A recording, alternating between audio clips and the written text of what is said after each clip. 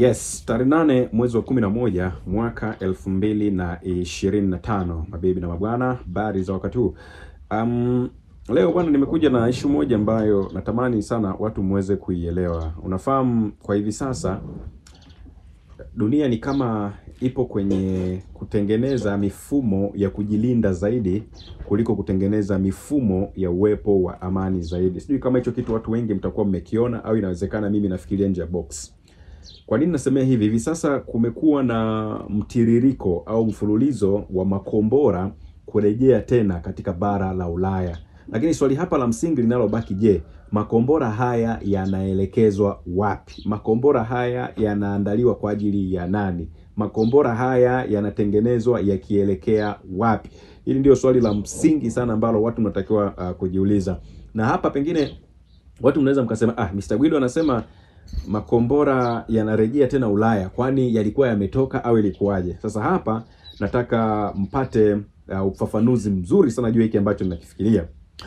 Tutaanzia Paris, Ufaransa, tutaelekea mpaka Berlin kule Ujerumani. Na huko kote tunakozungumza ni kwamba kumekuwa na kiwango kikubwa sana cha ufufuo wa makombora wa Umoja wa Ulaya, ambao kwa hivi sasa unaonekana kwamba yani imekuwa ni kama desturi fulani hivi. Mataifa yaliyopo katika Umoja wa Ulaya, mataifa yaliyopo katika nchi wanachama wa NATO, mataifa yale ya G7, mataifa ya G20, mataifa yaliyopo katika ukanda wa Euro Atlantic, mataifa yaliyopo katika ukanda wa Euro Asia na mataifa mengine yote sasa hivi wanatengeneza sana silaha. Na umekuwa na maendeleo makubwa sana ya teknolojia ya makombora katika nchi ambazo sana sana zipo katika Umoja wa Ulaya, EU, na kwa kiwango kikubwa yameathiriwa sana na ule urithi wa vita kuu ya pili ya dunia. Kwa sababu ukitazama nchini Ujerumani, utafiti na uzalishaji wa mifumo ya makombora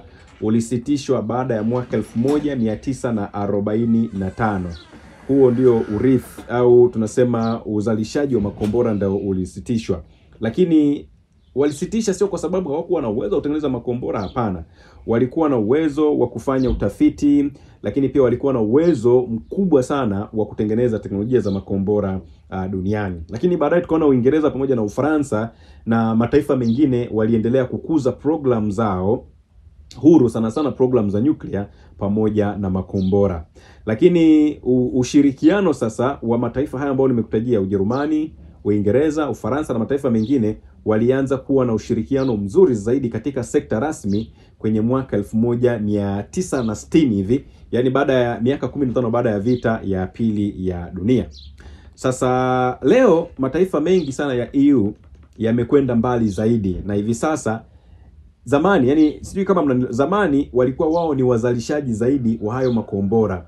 Wao walikuwa ndio watengenezaji wazuri zaidi wa hii program za makombora pamoja na nyuklia, lakini kwa hivi sasa wao ndio wamekuwa watumiaji zaidi wa hizo silaha kuliko wazalishaji wa hiyo mifumo ya makombora. Hata hivyo, kama wanachama wa NATO kwa pamoja wanadumisha uwezo mkubwa katika idara hiyo. Sijui kama mmenielewa, yani nataka nisiwache mbali zaidi. Nimekwambia hivi, kuanzia mwaka 1945 mataifa mengi sana, Ujerumani, Ufaransa, Uingereza na mengine yaliyopo EU, wao walikuwa ni watengenezaji. Umenielewa? Yani walikuwa wanatengeneza, walikuwa wana program, walikuwa wana design pamoja na mambo mengine. Kwa hiyo maana yake ni kwamba wao walikuwa kisha tengeneza, wakiprogram, wakidesign, kuna watu wanazitumia. Lakini kuanzia miaka 1960 si tena wao wana program, wana design au wanaboresha, ila wao pia wanazitumia. Sasa baada ya Uingereza kujiondoa kwenye ule Umoja wa Ulaya na kufuatia mabadiliko makubwa katika swala zima la usalama katika bara hilo la Ulaya, maendeleo ya makombora katika nchi wanachama wa EU yamekuwa katika hatua mpya kabisa, kwa sababu kwa miongo kadhaa mataifa mengi yalikuwa yanategemea mifumo ya Marekani au silaha ambazo zinasalia kutoka katika vile vita baridi. Lakini sasa hivi kumekuwa na mwelekeo wa tofauti sana, ambao unaonyesha kwanza kuna uhuru wa utengenezaji wa hizo silaha, lakini pia kuna miradi ya kiteknolojia ya hali ya juu sana, lakini kumekuwa na ushirikiano wa kina katika idara ya viwanda. Sio kama mnanielewa. Na kwa kuwafafanulia zaidi ni kwamba nguvu za makombora za nchi za EU zinabadilika hatua kwa hatua kutoka katika miradi ya kimataifa ambayo imetawanyika na kuwa muundo wa tabaka ambao upo na uhusiano wa karibu ambao unaweza kushughulikia majukumu mbalimbali, kuanzia operations za kivita za kimkakati hadi kisera kwa ajili ya kuzuia mashambulizi. Hata hivyo, maendeleo haya bado hayapo sawa. Kwa nini tunasema hayapo sawa? Kwa sababu msisitizo mkubwa sana wa EU juu ya uhuru wa kimkakati, sawa, mara nyingi sana umekuwa ukigongana na utegemezi wa teknolojia ya Marekani na mifumo ya NATO, hali ambayo inafanya ndoto zao kuhusu makombora kuwa kubwa lakini zina mipaka. Yaani ukitazama leo Ujerumani, ukitazama leo Uingereza, utakuta ni taifa ambalo linatamani sana kuwa na hizo silaha, lakini kwa bahati mbaya sana ni kwamba lazima Marekani awape kibali cha kumiliki hizo silaha. Sasa niliwaambia tutaanzia Ufaransa tukaenda mpaka Ujerumani ili watu muweze kunielewa kwa nini nasema silaha zinarejea tena katika bara la Ulaya, na swali nikauliza zinaelekea wapi? Tukianzia Ufaransa, kwa historia na kwa faida yako tu mtazamaji, ni kwamba Ufaransa ilikuwa ndio nchi pekee ndani ya umoja huo wa Ulaya iliyokuwa na mfumo kamili wa nyuklia ambao ulikuwa unafanya kazi, na ulikuwa na mchanganyiko wa makombora ya ardhini, manowari zenye nguvu za nyuklia za makombora masafa marefu, walikuwa na mabomu ya masafa marefu yaliyokuwa na vichwa vya nyuklia. Hata hivyo, baada ya kuporomoka kwa umoja wa Soviet na kupungua kwa mivutano duniani, haja ya mfumo wa kuzuia mashambulizi ulipungua. Makombora ya ardhini ya masafa ya kati yaliondolewa kazini na mipango ya kuyaondoa ilikuwa imeanza kuwekwa, na baadaye ile mipango ya kusema labda watairejesha tena ikawa imeondolewa. Lakini leo msingi wa uwezo wa nyuklia wa Ufaransa upo kwenye makombora ya M51 ambayo yanarushwa kutoka kwenye manowari na kutumia vifaa ambavyo vimeboreshwa zaidi. Haya ndiyo uti wa mgongo wa nguvu za nyuklia wa taifa la Ufaransa.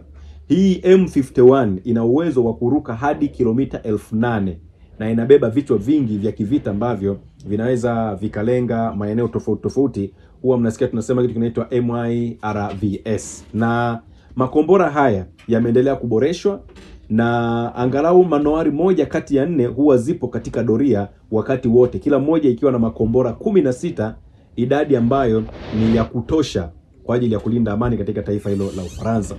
Lakini ukitazama sehemu ya pili ya mfumo wa nyuklia ni ile kombora la ASMP-A ambao ni Air Sol Moyni Poterie Amolio, ambalo hili huwa linarushwa hewani. Sasa hili ni kombora ambalo linasafiri kwa kasi ya supersonic, sio hypersonic, ni kasi ya supersonic ambao wana uwezo wa kufika umbali wa takriban kilomita 500 na huwa linabeba kichwa cha nyuklia. Sasa hii ni moja kati ya kombora ambalo pia nalo linategemewa sana, na lenyewe pia huwa linarushwa kwa ndege ya kivita ambayo inafahamika kama Rafale, huku mifumo ya awali ikitumiwa kwenye ndege kama vile Mirage 4. Ingawa umbali wake ni mfupi, lakini kufikiwa kwake kimaeneo kunaweza kuongezwa kwa kutumia ndege za kuongeza mafuta angani, jambo ambalo linaliwezesha kufikia mbali zaidi ya mipaka ya Ufaransa. Sasa kwa kushirikiana na Uingereza, Ufaransa pia inazalisha kombora la Scalp EG ambalo linarushwa kutoka angani sawa na Storm Shadow ya Uingereza ambayo ina uwezo wa kufika umbali wa takriban kilomita 560. Sasa kombora hili lina umbo ambalo halitambuliki kirahisi na rada, na huwa linatumiwa na ndege za kivita za Ufaransa. Na kombora hili pia limetengenezwa, toleo lake jingine ni toleo la baharini ambao ni Scalp Naval, ambapo wapo katika hatua za utengenezaji wa kombora namna hili. Zaidi ya haya, makombora kama vile Exocet ambayo yanatumiwa na jeshi la majini la Ufaransa yana uwezo wa kufika hadi kilomita 180 kulingana na kombora lenyewe na toleo lake. Hii ni kwa Ufaransa. Lakini Ufaransa hii kama ilivyo katika sekta ya magari, sekta ya makombora ya Ufaransa imekuwa na mafanikio na changamoto. Kwa upande mmoja, makombora ya Scalp EG yaliyotengenezwa kwa ushirikiano na Uingereza yametumika vitani na yanachukuliwa kuwa ni ya kisasa na yenye ufanisi. Lakini programu ya kimkakati ya M51 ilikumbwa na jaribio ambalo lilishindikana mwaka 2013, huku makombora ya ASMP-A yakibaki kuwa machache na yamekuwa yakitumiwa katika jeshi la anga la Ufaransa peke yake. Kwa hiyo Ufaransa yenyewe inaendelea kuwekeza katika programu zake za makombora na inaonesha dhamira ya kudhibiti ujuzi wake katika nyanja zote muhimu za maendeleo ya teknolojia hiyo. Hiyo ni Ufaransa. Mnaweza mkaona namna ambavyo wamejiandaa vizuri katika sekta hiyo ya makombora. Twendeni Ujerumani. Ujerumani imejizuia sana kutengeneza makombora ya kimkakati au hata yale makombora yani ya kiutendaji tangu kumalizika kwa vita kuu ya pili ya dunia. Lakini uundaji wa mifumo ya makombora kama vile Taurus, majaribio na uwezo wa kiufundi wa taifa hilo yanaongezeka kila uchao. Kwa mfano, nitakupa mfano ile kombora aina ya Taurus KEPD 350. Kombora ambalo lenyewe lina uwezo wa kurushwa kutoka angani na limetengenezwa kwa ushirikiano na Uswizi. Lina uwezo wa kufika hadi kilomita 500 na lilianza kutumika mwanzoni mwa miaka ya 2000. Tangu wakati huo limeuzwa kwa mataifa kama Hispania, limeuzwa kwa mataifa kama Korea ya Kusini. Na Taurus inatajwa kuwa ni moja ya kombora la kisasa zaidi katika daraja lake, ambalo lina uwezo wa kufika hadi kilomita 1000 kwa mujibu wa taarifa ambazo zimetolewa kutoka kule Ujerumani. Linaweza likarushwa kutoka kwenye ndege mbalimbali kama vile ile ndege aina ya JAS-39, linaweza likarushwa kwenye ndege ya Gripen, linaweza likarushwa kwenye zile Tornado, linaweza likarushwa kwenye zile ndege aina ya Eurofighter, linaweza likarushwa kwenye zile ndege za F-A-18 na ndege mpya kizazi cha 5 ya Korea Kusini ambayo inafahamika kama KF-21 Boramair. Kwa hiyo hili ni kombora ambalo linaweza likarushwa na kama nilivyokuambia limepelekwa Hispania pamoja na kule Korea ya Kusini. Kombora hili linatumia mfumo wa hali ya juu sana wa uongozaji ambao ni rahisi sana. Unatumia kwanza satellite, lakini pia linaweza likawa controlled hata mtu akiwa ardhini akaweza kulicontrol. Kwa hiyo ni kombora fulani hivi ambalo limekuwa na mafanikio makubwa sana. Na ndio maana nikawaambia pale kwamba ukitazama kuanzia mwaka 1945 walijizuia, wakasema hawataki tena kutengeneza haya makombora wala kuwa na mifumo ya silaha pamoja na mambo mengine. Lakini sasa hivi kama ambavyo mnaona duniani kote mataifa mbalimbali yanatengeneza hayo makombora. Haya, twende kule Uswizi. Uswizi katika miaka ya 40 mpaka miaka ya 1950, Uswizi ilikuwa yenyewe inajihusisha na utafiti na maendeleo ya makombora ya masafa marefu. Na miradi mingi sana ambayo ilikuwa inatolewa kule Uswizi ilikuwa inahusisha utaalamu wa uhandisi wa kutoka Ujerumani. Lakini leo tunapozungumza, Uswizi ni mshirika muhimu wa program za ushirikiano wa ulinzi mpya na Umoja wa Ulaya, na wamejidhihirishia wao kama ndio watengenezaji hodari wa mifumo ya anga ya makombora. Na sekta ya ulinzi ya nchi hiyo inalenga zaidi teknolojia ya makombora ya kupambana na meli ambayo ina uwezo wa kufika hadi kilomita 300. Mfano, Uswizi wanatengeneza kombora aina ya RBS-15 ambayo inatengenezwa na kampuni ya Saab. Ndilo kombora au nguzo kuu ya uzalishaji wa makombora nchini humo. Hiyo kampuni ya Saab ndiyo nguzo kuu ya utengenezaji wa makombora. Na mifumo hii ya RBS-15 inauzwa kwa mataifa kama Ujerumani, Poland pamoja na Finland. Makombora haya yanaweza yakarushwa kutoka kwenye meli au ndege na yanaendelea kuboreshwa. Toleo jipya ambalo lina uwezo wa kufika hadi kilomita 1000 lipo katika hatua za mwisho za utengenezaji wake. Hiyo ni Uswizi. Programu ya makombora ya Uswizi inaonesha usawa katika uwezo wa viwanda na tahadhari za kisiasa, lakini bado Uswizi wanatengeneza makombora wanalenga zaidi soko la nje. Sijui kama unaelewa. Kwa hiyo unaweza kuona, yani hoja yangu inabaki pale pale. Mataifa haya yote sasa hivi yapo yanatengeneza makombora, yani yametoka kwenye kujizuia utengenezaji wa makombora, sasa hivi yanatengeneza, na si kutengeneza tu, sasa hivi mpaka wanayatumia. Mfano, Norway ni moja kati ya taifa ambalo limeshangaza wengi sana duniani. Kwa nini nasema hivi?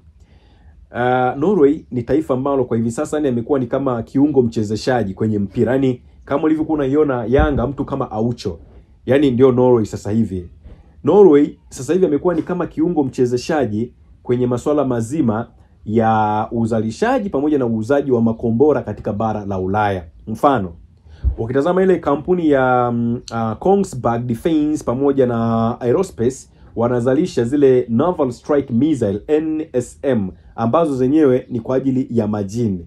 Kombora hili lina uwezo wa kufika hadi kilomita 185 ambalo linauzwa kwa kiasi kikubwa sana duniani. Kombora hili limetengenezwa kutumika kwenye majukwaa ya meli na ardhini, na lina toleo jipya ya ndege za manowari ambazo zinatengenezwa. Ukitaka kugundua kwamba hili kombora aina ya Naval Strike Missile NSM oda zake zimeshajaa. Yani sijui kama mnaelewa. Oda za utengenezaji wa makombora haya zimejaa mpaka mwaka 2030. Yani mfano unavyosikiaga na kuambia sijui iPhone 17 tayari oda zake zimeshajaa, basi kombora hili la NSM oda zake zimejaa mpaka mwaka 2030. Hiyo ni Norway. Siko unanielewa.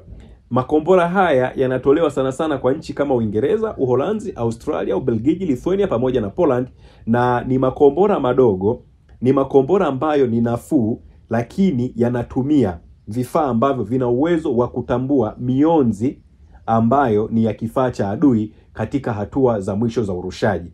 Kwa hiyo kabla hujarusha hili kombora lenyewe, kwa mfano labda umelielekeza labda Dodoma, kabla haujalirusha wana kifaa ambacho kinaweza kikatambua kwamba je, kule tunakolipeleka hili kombora hakuna silaha ya kwenda kulidungua, na ndio maana limekuwa ni moja kati ya kombora ambalo linatafutwa sana duniani.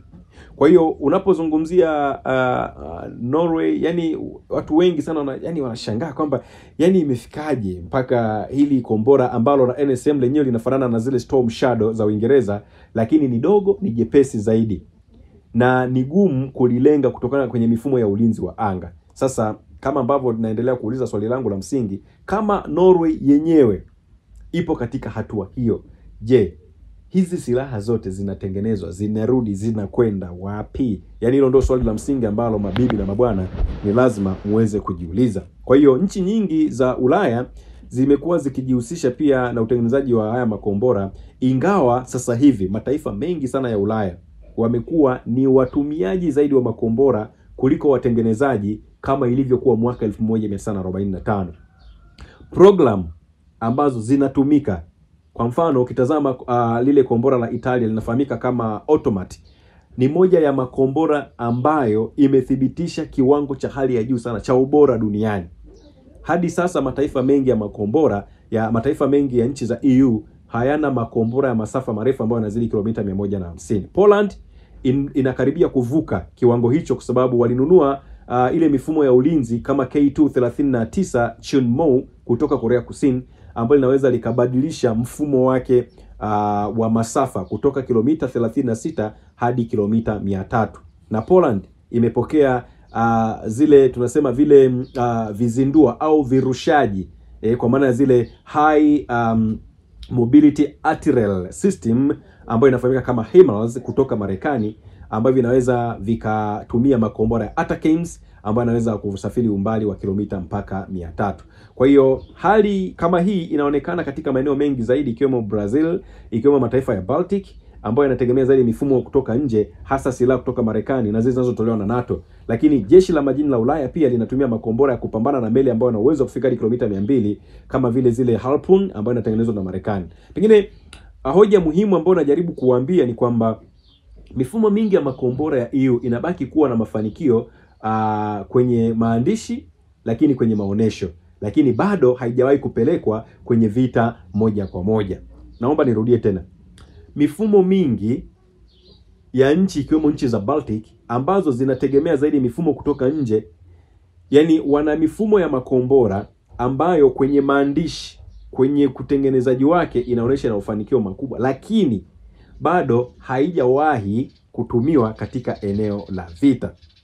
Na mojawapo ya mifumo hiyo ni pamoja na ile kombora la Scalp LG la kule Ufaransa ambalo limetumika sasa hivi katika mgogoro wa Ukraine. Hata hivyo, licha ya kuwa ni kombora la kisasa, bado halijathibitishwa kwamba ndio kombora ambalo linaweza likapambana, linaweza likawa lina ufanisi pamoja na mambo mengine. Kwa hiyo kwa kifupi, katika kumalizia kile ambacho nilikuwa nakizungumza, nilikuwa najaribu kuambia na najaribu hata kama viongozi ambao unajua wanafuatilia hizi makala ambazo tunazizungumza, ni lazima nao wafikirie kwamba dunia ya sasa hivi imekuwa ni dunia fulani ambayo watu wengi sana, mataifa mengi sana yanajaribu kutengeneza self defense. Mataifa mengi sana yanajaribu kufikiria out of the box. Lakini pale unapoona mataifa mengi ambayo yalikuwa yenyewe sio walisitisha mpango wa utengenezaji wa hizi silaha, sasa hivi ukiona yanatengeneza, maana yake ni kwamba kuna kitu kinakuja. Na je, mataifa mengine duniani yamejiandaa kwa ajili ya hilo? Kama mataifa yaliyokuwa yanatengeneza tu sasa hivi yamekuwa ndio mataifa ambayo yanatumia zaidi, je, mataifa mengine duniani hayaoni ni kama kuna alam fulani duniani inakuja? Je, yenyewe yanajiandaa vipi na hiyo alam ambayo inakuja duniani, au ndio yale yale? Usisahau kusubscribe, like na kubonyeza alama ya kengele. Asante.